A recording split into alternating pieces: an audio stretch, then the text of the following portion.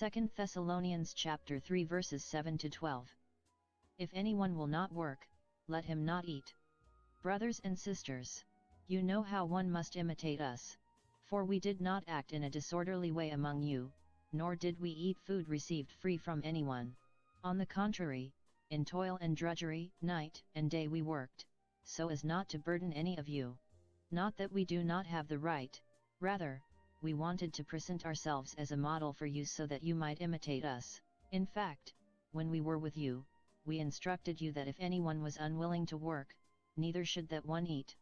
We hear that some are conducting themselves among you in a disorderly way, by not keeping busy but minding the business of others.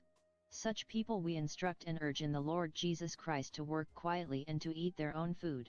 Paul belonged to a wealthy family who were considered important within society. As a result, Paul was taught by the best teachers available.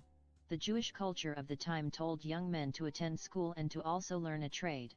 Paul had chosen to learn the skills of a tent maker.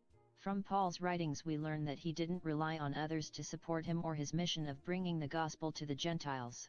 Some people in Thessalonica were falsely teaching that Jesus would return very soon, so it was okay for them to set aside their responsibilities, quit work, live for the moment, and just wait for the second coming. With so much time on their hands they fell into serious sin. Paul goes on in verse 10 to say, "If anyone will not work, let him not eat." An idle person ends up filling his or her time with less than helpful activities, like gossip. Rumors and hearsay are exciting to hear, and make us feel like insiders, but they tear people down. If you often find your nose in other people's business, you may be underemployed, or if you have a lot of time on your hands at work, your time is not a benefit to your employer or yourself. There is an old saying that says, "Busy hands are happy hands." Remember, an honest day's work for an honest day's pay. Instead of being idle, look for a way to help others do their job, and in so doing you will be helping yourself while demonstrating true Christian values. Parents, I hope you are the leaders of the family because the children will follow your lead. If you go to work every day and do the best you can for your employer, it's reasonable to assume your children will do the same. As we can see from today's reading, Paul was modeling this behavior for the Thessalonians when he was with them. False teachers were telling the Thessalonians that Christ was coming soon, so you might as well eat, drink, and be merry, for the end of the world is at hand. In order to live that lifestyle, someone must buy the food and drink. They turned to the church for help and became burdensome and were financially draining the church's resources. After all, idleness is the devil's workshop.